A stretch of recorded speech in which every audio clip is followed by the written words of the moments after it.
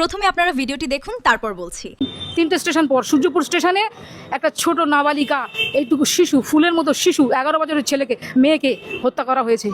কিন্তু এই যে ঘটনাটা কাকতালীয়ভাবে হলো, তার জন্য বলছি মাস্টার মাইন্ড একটা আছে, অবশ্যই আপনারা খুঁজে বার করার চেষ্টা করবেন। এইবার যারা ঘটনায় জড়িত আছে তাদের কি সত্যিই পাওয়া যাচ্ছে?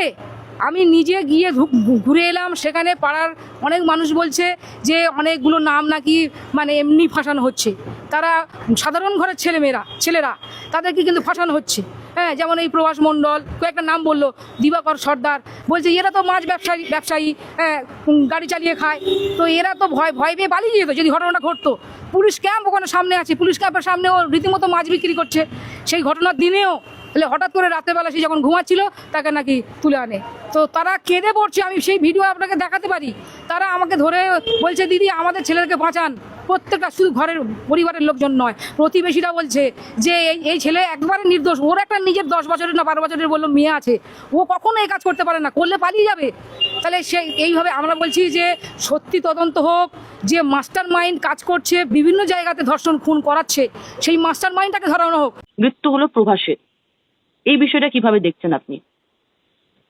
দেখুন, প্রভাসকে ধরেই জানা যাচ্ছিল কারা কারা অপরাধের সঙ্গে যুক্ত ছিল, এমনকি মৃতদেহটা কোথায় ফেলা হয়েছে সেটাও তার থেকে জানা যাচ্ছিল। এই অবস্থায় তার মৃত্যু একটা তদন্তে ক্ষতি করবে, এটা হওয়া ঠিক হয়নি। বলুন, এনকাউন্টার না হলে ভালো হতো বলছেন? আরে এনকাউন্টার হবে কেন?